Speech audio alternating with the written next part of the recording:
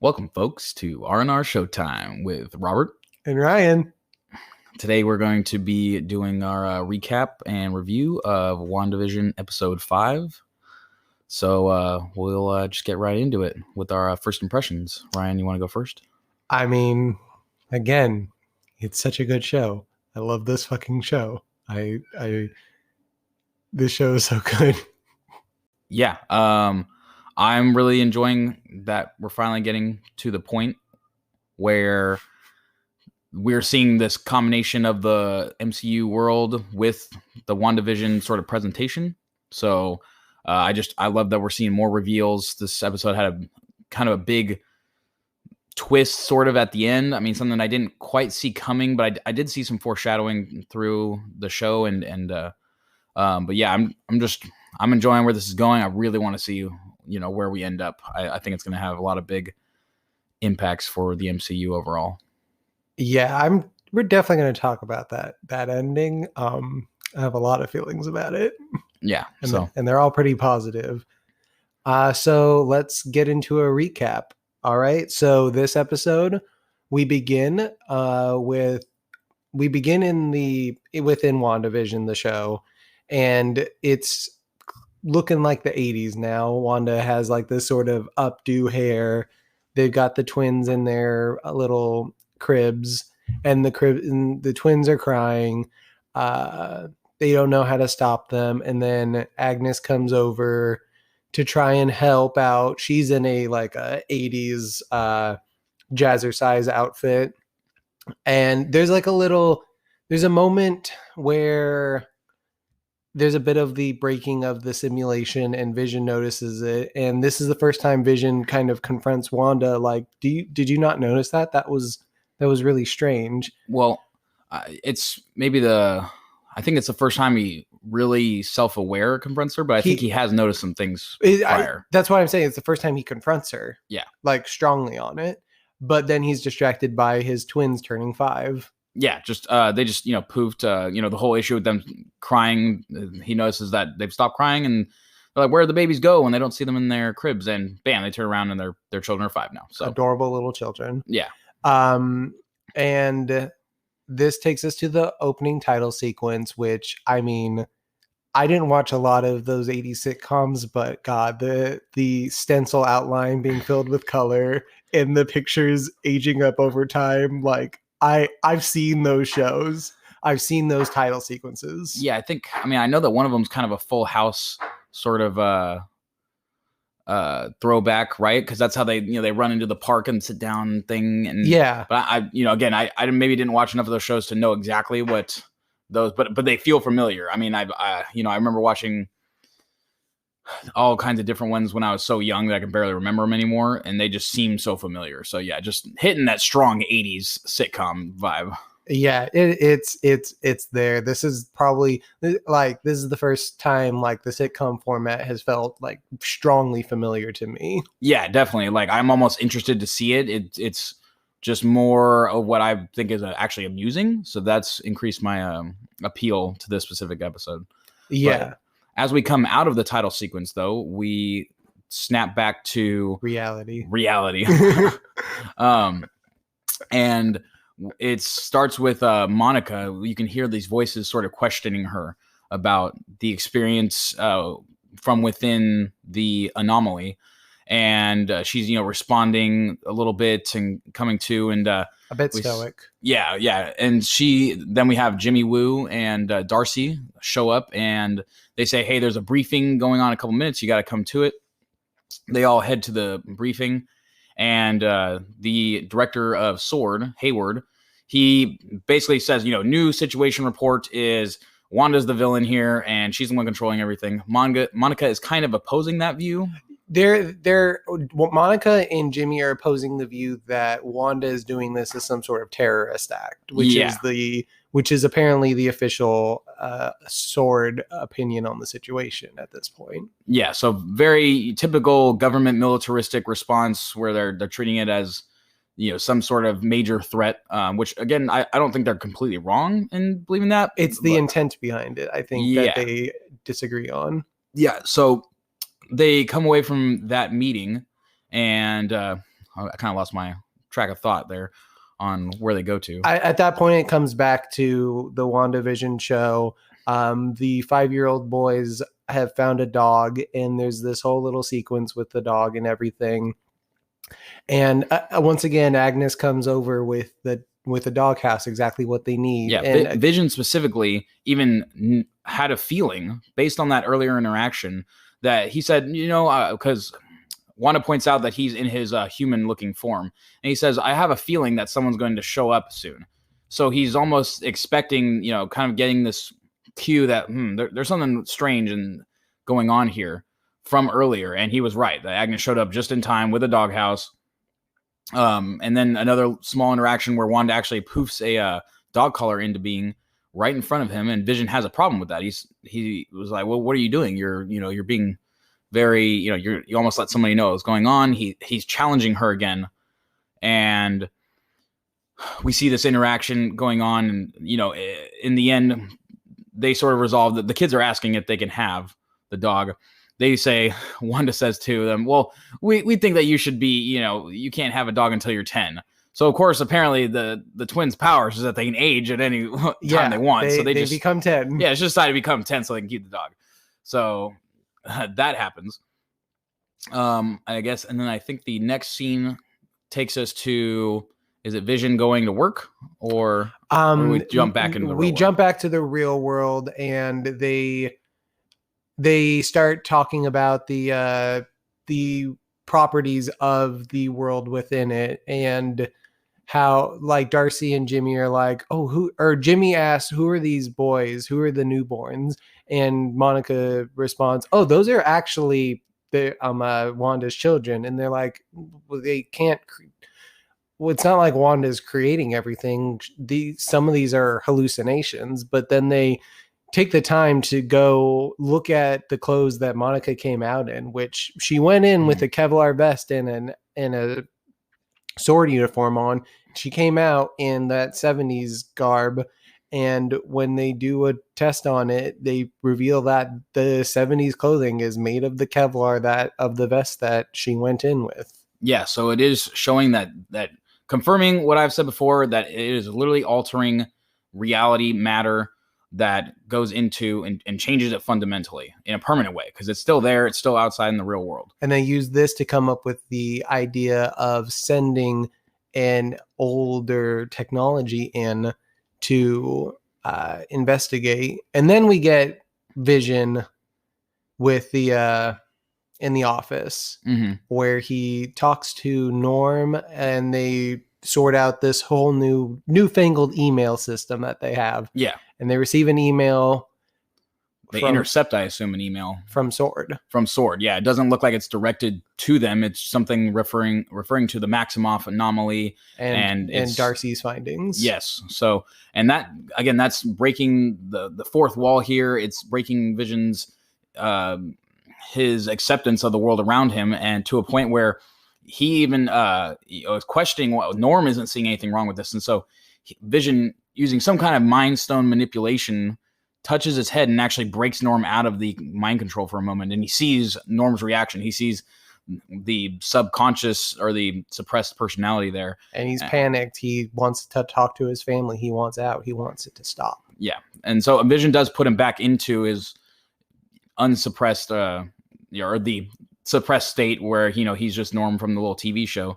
But it definitely troubles Vision a bit. So cut back to Wanda with the kids. So Wanda with the kids are doing tricks with the dog, and yes, she said, they ask where Dad's at. Dad went to work, and then she's having kind of a talk with the kids about how, Daddy sometimes he just needs a little time away, but he still loves you. Family is forever. She's kind of just making these good, wholesome sitcom value sort of little talk. And the kids actually, using this moment, they just happen to inquire, did you ever have a brother, Mom? When she references family, and you can see again like this sort of like Wanda breaking out and remembering these things and trying to interpret or somehow figure out what to say to her kids in this moment. How to word it. How to word that, her brother without telling them that her brother died, that, he's gone and dead. She says that he's just far away. So what happens though, Sparky starts barking at the door. Yeah, there's something's going on. The kids say, no, Sparky, there's something making him angry, or, there's something wrong outside. Wanda goes out to investigate, releasing the dog, and the kids following behind her. And what comes in is an 80s era drone that is being piloted by Monica Rambeau. And she is able to communicate directly through the drone, and the signals make it into the world and are able to transmit to Wanda. But when the signals start to go a bit haywire, the director tells the crew to shoot a missile, which Monica was unaware that this drone came equipped with a weapon, and they have to they lose track of the drone completely, and Wanda leaves. Yeah, she ends up the outside in the real world. They say there's an anomaly detected, something's coming out, and out comes the Scarlet Witch in her garb, dragging the drone that's been affected by her powers along the ground, tosses it back to them and says, "Is this yours?" Which I want to point. She has an accent. Yeah, and she does have her accent back again. Again, it's very light now, but it is like the prior Eastern European accent that's maybe become more acclimated to an American accent. Yeah. I want to point something out really quick. That Hayward said fire the missile at Wanda, but her kids are clearly standing right next to her. I mean, fuck that guy. Yeah, I know, right? Like, he was just like, whatever, blow her up. Like, yeah, several layers of that guy can suck a dick. Yeah, so I mean, I think maybe that's something to talk about a little more. We're getting a little more about that character, but we'll get to that a bit later. So she comes out, they sort of confront her, Monica Rambeau, Hayward, tries to empathize with her, tries to connect with her, like, that I'm an ally. You let me in, let me help you deliver your babies. And you could tell maybe she could have gone somewhere if Wanda wasn't so upset with what was an attack on not only her but on her children. And as a display of power, mind controls all of the guards who have their guns trained on her and has them to train it on the director as she leaves. Yeah. And she just asserts, don't, stop. Stop. This is her realm. She does not want their interference. And next time she probably won't be as gentle. Yeah. And there's definitely a little cognitive dissonance here, how she says, this is my home and I'm not doing anything wrong or something. But Hayward makes a perfectly firm point that she is literally holding an entire town of like thousands of people hostage. There's some, we can discuss that as well later. Yeah. I want to stop right here and actually go back to something that we previously just forgot to include in our recap, which pretty important. That earlier in that briefing, Hayward reveals a top secret video footage. Yes. That Wanda had actually broken into S.W.O.R.D. and essentially stolen the Vision's corpse. So before that, it was stored with S.W.O.R.D. and she went in there and did that. So that is one thing that, he used as sort of evidence that, she is definitely not, that she is dangerous, that she is not, just being nice here, or that she's not trying to cooperate. And to sort of lend aid to what his, view of it is. I wanted to point that out. We kind of skipped over it, but we can get back to where we were just at.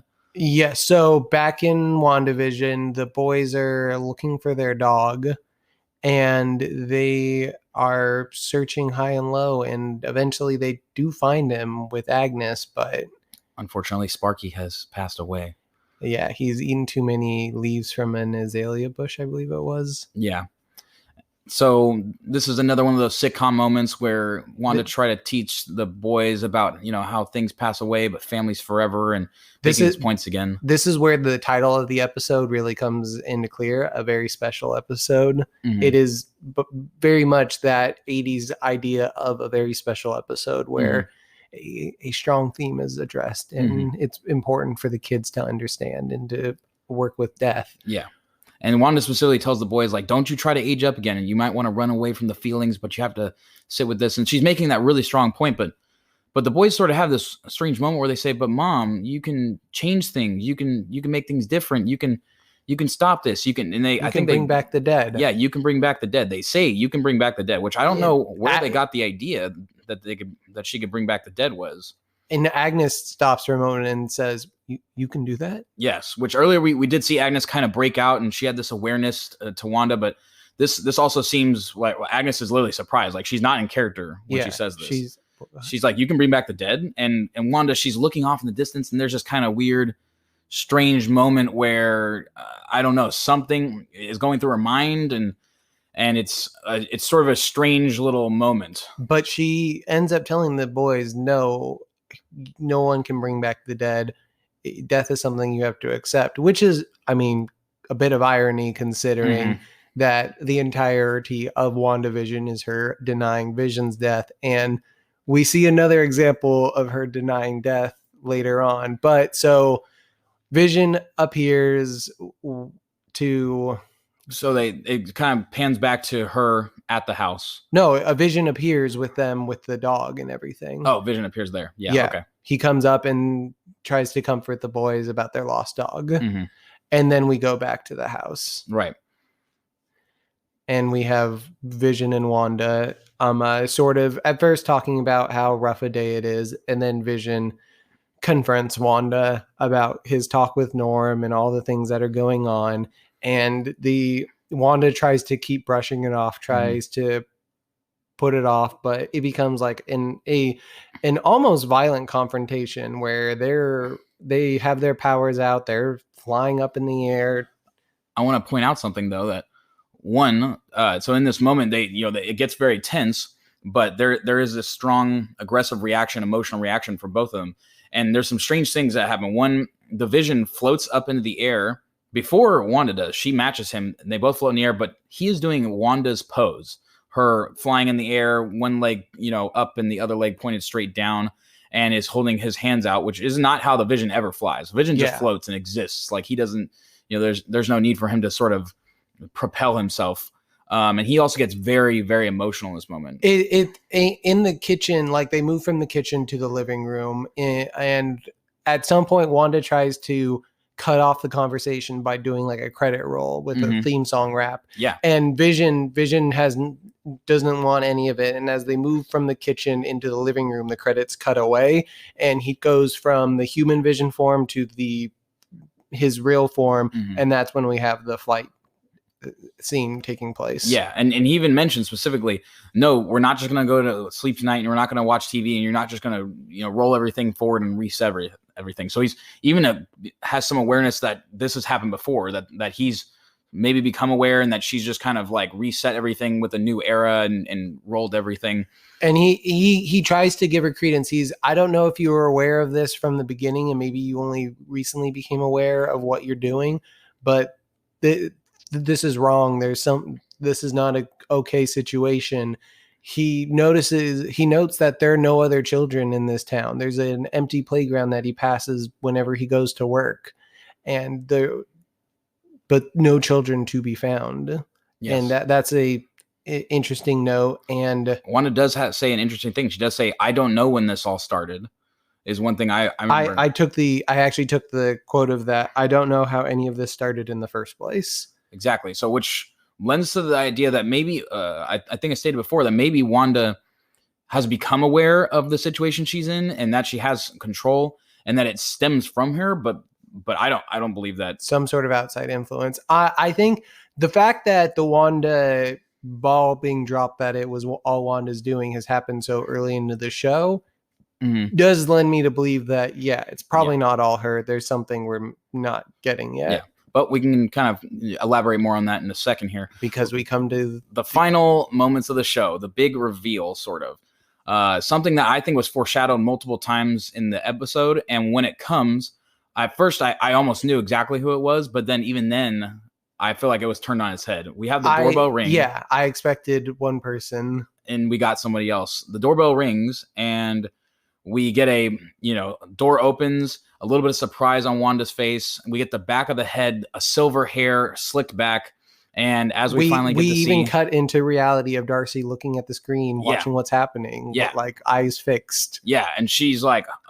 So everybody's surprised at this point, and who we have walk in? Pietro. Of course. Pietro, Quicksilver, her brother. Played by Evan Peters of the X-Men movies. Yeah. Not not the actor who played Pietro in Age of Ultron. Exactly. And And even Darcy in the real world says she recast Pietro. So to confirm that in the MCU, Darcy realizes that that's not her actual brother Pietro. yeah, It is somebody someone else. representing him. But us, as the outside observers here, we all know that that is Quicksilver as he exists in the X-Men franchise. Peter Maximoff. Yeah, as Peter I Maximoff. looked him up. Yes. Yeah. All right. So that's And the end of the episode. that's the end of the episode. They hug. He has some like little like cheesy like 80s sitcom lines like, "Who's the popsicle?" Yeah. All right. So now that we've basically got through most of that, let's try to do some of our thoughts on the specific points here. So we'll start off with Pietro since he's the most recent thing we were just on. What are your thoughts about that? How did that kind of hit you? I know for me, I think they hit the perfect note of leading up these expectations, foreshadowing it, and then turning us on our head and still making me go, oh my God.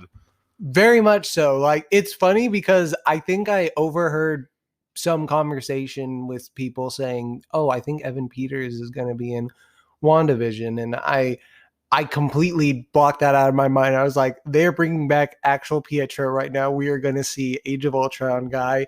And when I saw his face, I was just freaking, and it's helped by me. I haven't watched any of the X-Men movies. I've seen little clips of his Quicksilver scenes. I know that people really like him. He's sort of one of the standouts in those movies. I haven't watched any of the movies that he is in, but I love him as an actor from like American Horror Story, for example. Yeah. I think he's very good. So I'm very interested to see him play this character, see what it means. Who is he? Has she removed him from the X-Men universe and placed him into this universe? Or is this just some guy that's been cast to be Pietro within the simulation? Yeah. Or is it potential that it is kind of just like a haha guys, yeah, we recast Pietro because the original actor can't come back or something like that. And they just got literally the Quicksilver from there. I think there's a small possibility that's it. I don't think that's what it is. I think that this is an avenue of the introduction for the X-Men to be in this universe and to literally take those ones from First Class and take these characters that we see and how they are going to come into the MCU. That somehow we know that there's a lot of this multiverse spanning movies coming ahead, that there are going to be these plot lines based on there being multiverses.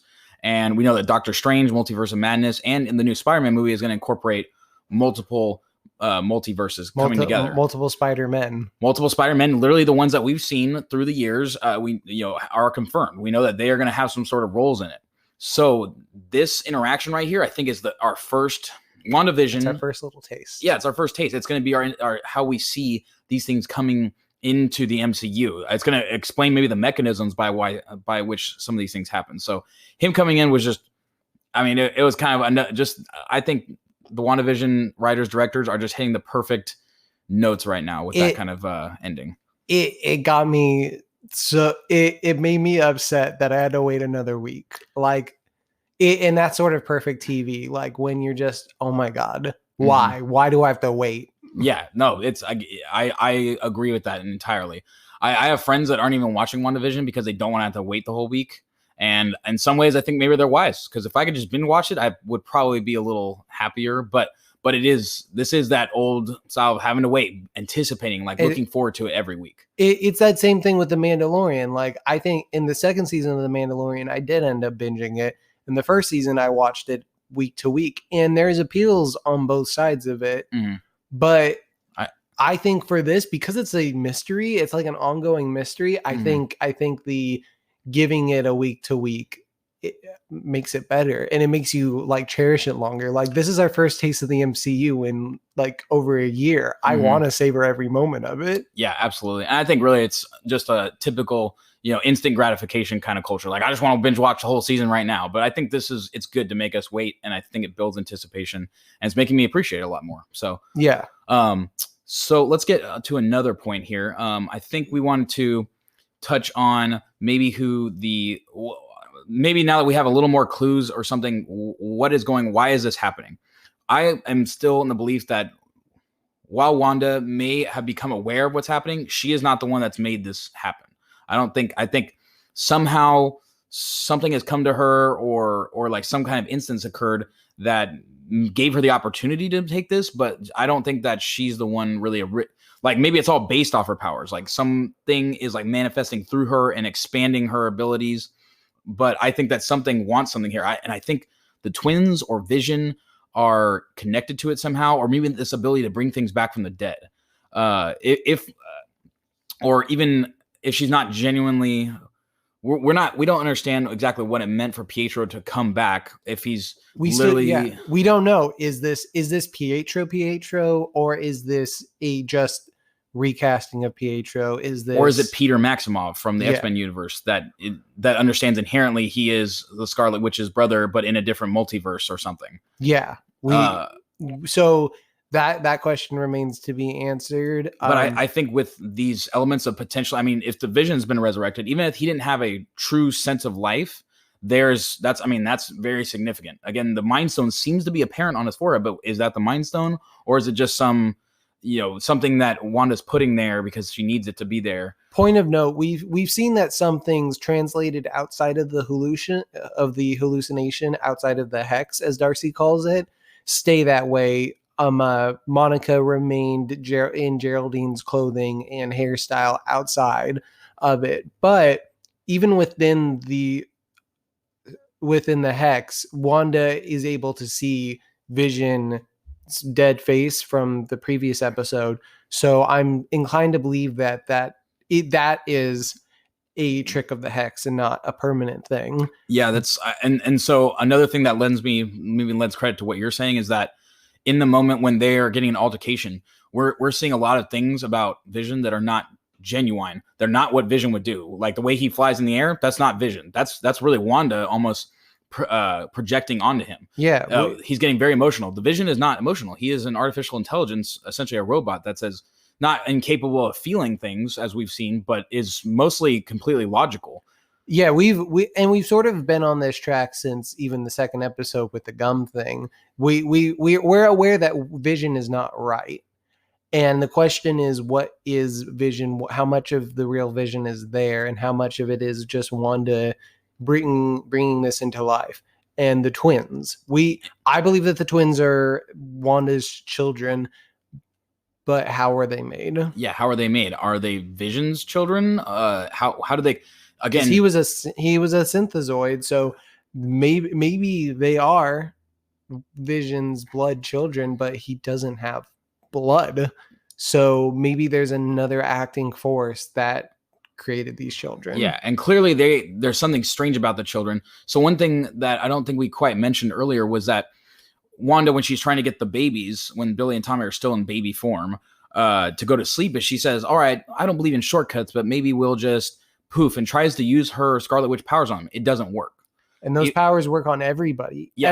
Every person in this thing, even Vision, she can use her powers on. Yeah. And it's powerful to like, it works on, adult humans and, that are like trained soldiers, and forces them to train their guns on their command. Outside of the hex, she's able to do that, but she can't control these two kids within her realm. So that really does bring up a lot of questions. That small moment, it's kind of passed over in the show. It just happens. But the idea that her sons aren't affected by her powers, is that because they are her sons, because they come from her? Are they resistant to whatever power she has? Does that mean, is it because they are somehow manifested of the Vision, and the Vision can't be affected by her powers as much because he is an artificial intelligence?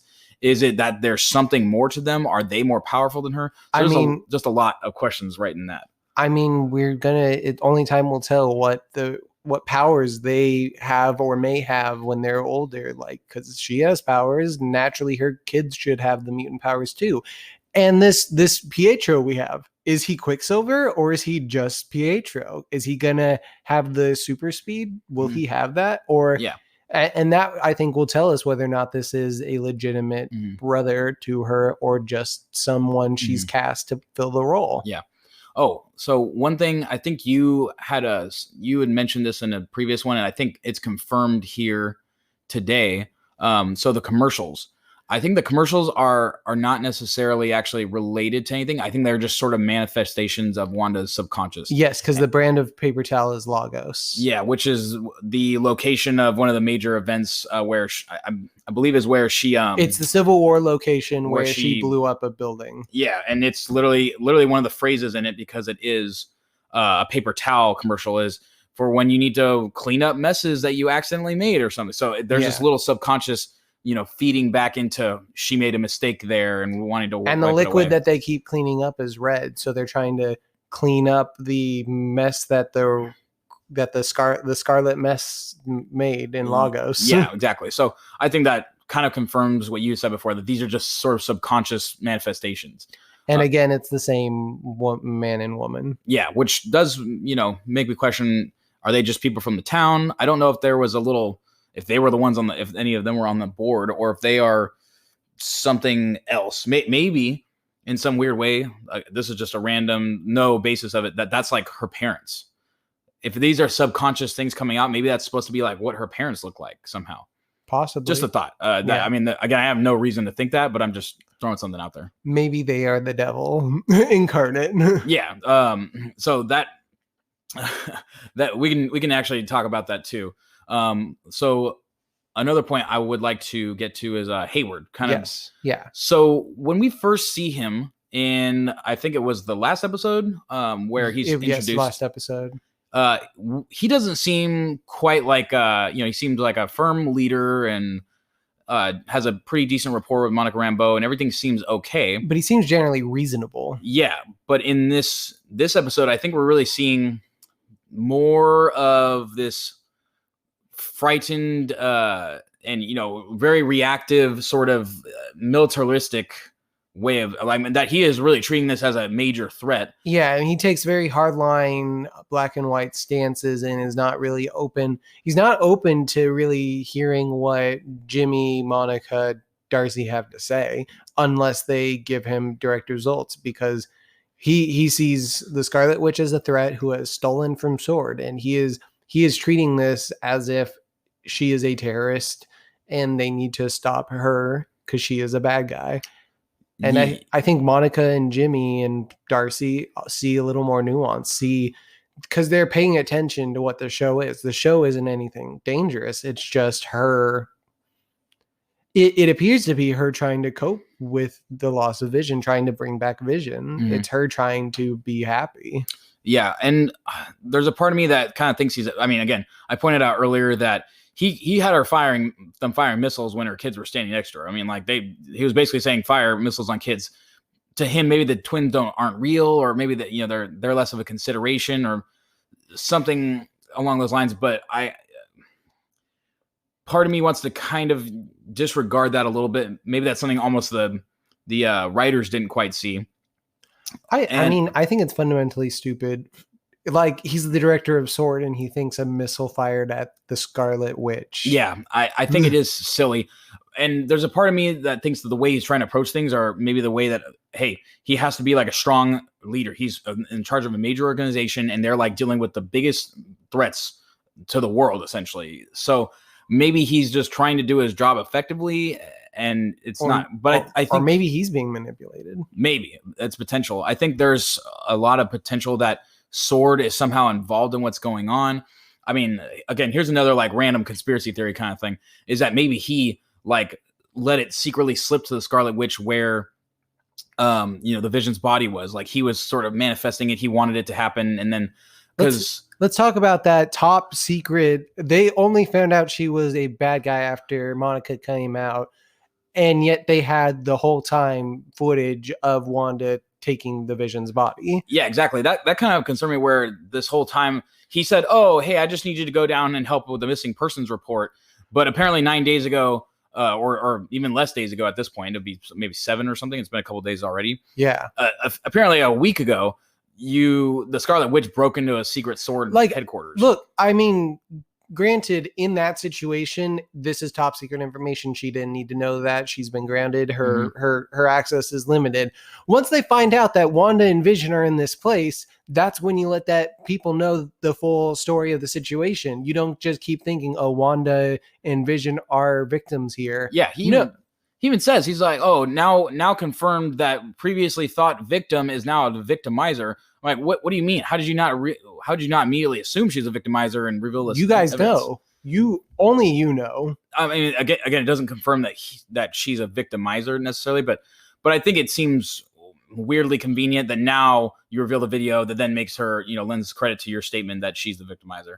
So I don't know. It's questionable. He's got layers. I think there's a little more to it there. I think I'm starting to get this like subversive feeling about him where he doesn't seem like he's all on board, or they're trying to give us little hints or clues. But it almost feels like part of it is, yes, we like he there's a little too much questionable about him to believe he's just this sort of naive and this patently like, oh, let me fire a missile at an Avenger. That will work. But it feels maybe even lazier for him to be like, this will be the third time that the head of like one of the secret agencies has been secretly a bad guy. I mean, first SHIELD was Hydra, and then there was the going back in time in Captain Marvel, the reveal that, I mean, it was a temporary reveal, but the leader of SHIELD was the what are the shapeshifters? Scroll. Yeah, that it's kind of become a tired narrative that the people in higher up powers aren't who they appear to be, or are being manipulated somehow. But I'm inclined to believe that he's being manipulated somehow. Maybe I've just been trained to believe that at this point. Yeah. I really think that this show is setting up to try and subvert our expectations. I think they're doing so far a relatively good job at doing that. And so I foresee more subversion. If we're being led to believe that he's kind of a dick, I almost feel like in the end, he's not going to be a dick. Or that he's just a human guy doing the best that he can. Maybe. I want to give him the credit that's the great potential here. And I was so sold that this is all Wanda's doing, everything Wanda's doing, and now I'm like, well, maybe it's not. But maybe that's the trick. Maybe they want us to not think it's Wanda now that they've made it so clear that it is Wanda.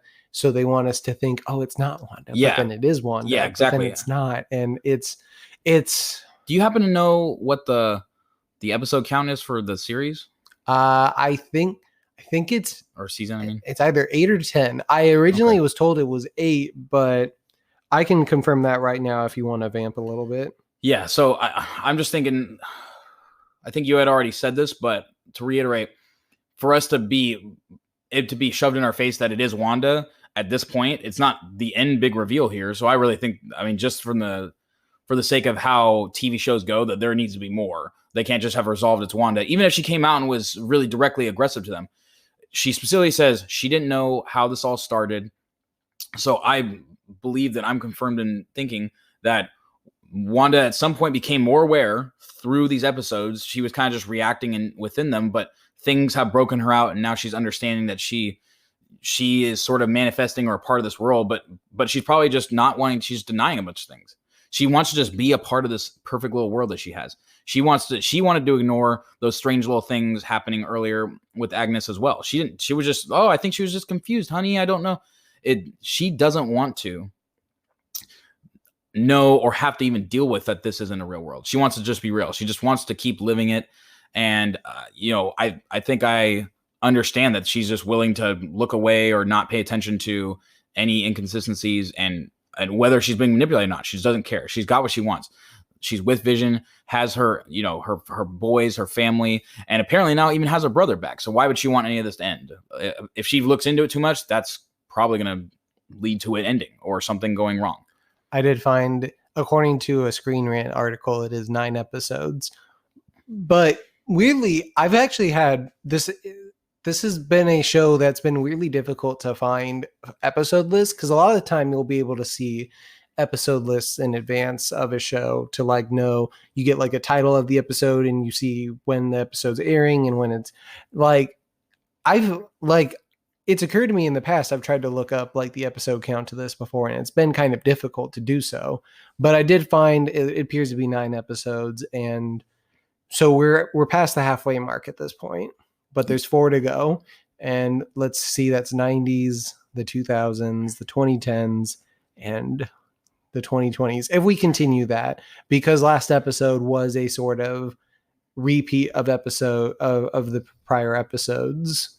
Mhm. So Yeah. So yeah, if we see that similar track and we follow it all the way through, there's room for her to literally bleed into modern day television, and maybe at a point where she just, I assume at some point the hex has to end.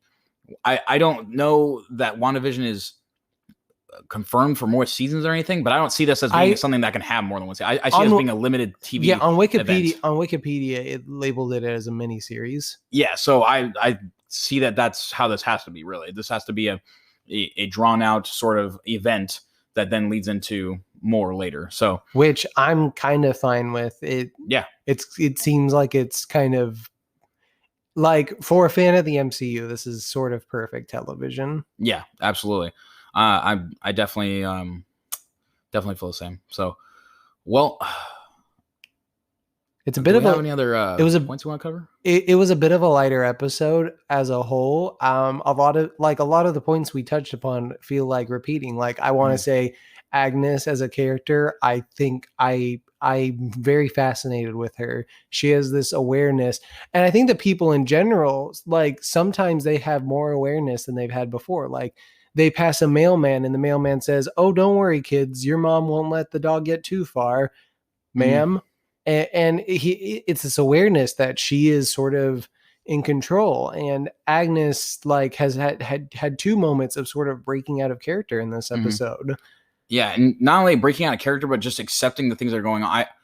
In some ways, I think maybe here's another sort of suggestion that perhaps the people that are fighting it the most are the ones that are least aware. The ones so, like, when Norm's broken out, it seems like he completely panics and is like scrambling to just try and get back. I imagine though that maybe Agnes is sort of just accepting the commands that she's being given, and so because of that, she's retaining a little bit of herself. She's playing along with the role, so it's not affecting her as strongly. It's not forcing her too much because she's just doing what is I think Monica says that she could hear the Scarlet Witch's voice in her head, and there was a suppressive feeling. So maybe by not trying to resist it so much, it doesn't force you as much.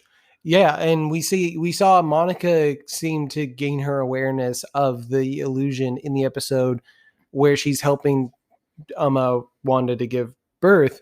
And so there's this like late level, there's this point where Monica goes from Geraldine, like sort of crazy caricature of a 70s black lady, and becomes Monica helping her deliver the baby. Like, that's not really Geraldine in those moments. That feels like Monica. Yeah. As we know, looking back at her. And we know that at that time, Wanda's powers were kind of in haywire, and maybe at that point, that's when she lost a little control. Like, she stopped, forcing the submission upon some people.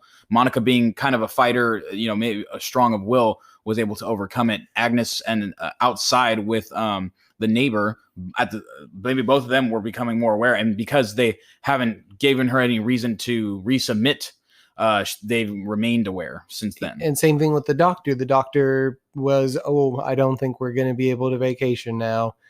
And it was in those moments that Monica regained her information about Ultron, and that's when she was banished. But yeah, it's interesting. So I want to mention a few things. So I think Ryan's been trying to stay away from a lot of watching any YouTube videos where people talk about Easter eggs and things like that. I saw that there was a film theory on how it's going to end, and I'm not going to touch it until it's over. Yeah. So I'm a little more like, even before the show came out, I was kind of looking at all the potential things that could happen and how things could go. And I have watched some, but I've tried to take the stance of not watching too many of those. I don't want to spoil it for myself. I want our reviews and everything we say to be more or less genuine. But I do want to comment on things that before WandaVision had come out, and what is essentially a pretty well circulated basis for where they're drawing a lot of the inspiration for WandaVision and using that as a little bit of prediction. It's a house of... So it's a House of M. Yeah. It's Wanda and Vision, Wanda and Vision is a small comic series where it was literally Wanda and Vision trying to live regular-ish life. So that's where we kind of get this, sitcom-y vibe.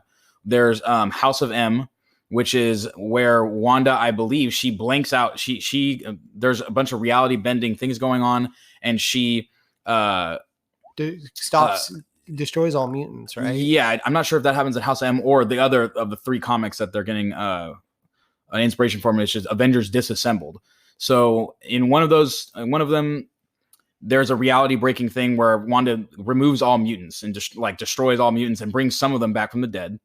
And then in another one, there's where Mephisto, so the Satan, the devil of the MCU. This is something I've heard, and that's why I sort of referenced the devil earlier. Yeah, and so he, along with Dr. Master of Pandemonium, they are the ones that sort of manifest this Wanda to have children. Like the children are Wanda's, but they're also like the devil's babies, which is like kind of a, it's a pretty, I don't know if that's going to sit well with a lot of like American families. So maybe they're not going to go quite as deep into it like that. Yeah.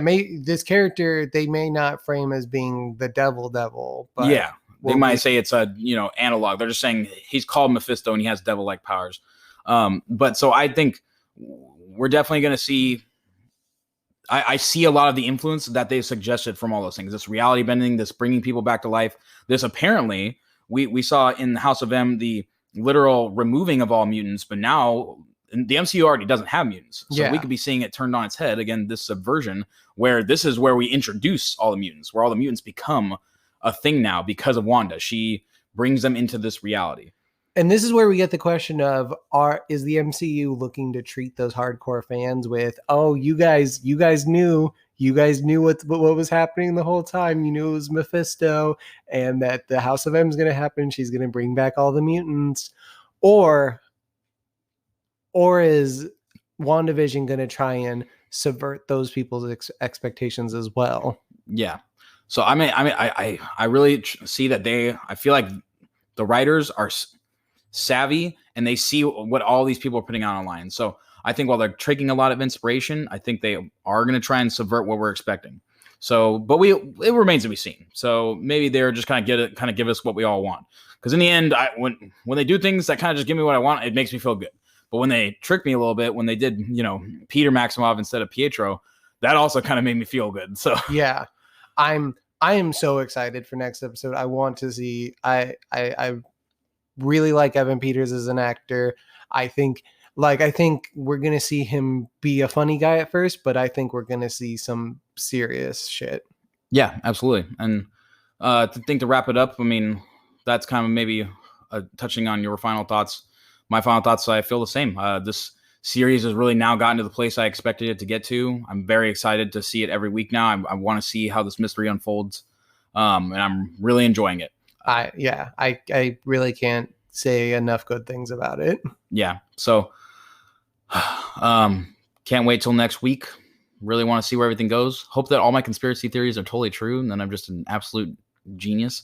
But I mean, that remains to be seen. Yeah, certainly. So, well, right. I think that's it. Until next time, this is Robert. And Ryan. Have a good one, folks. Yep.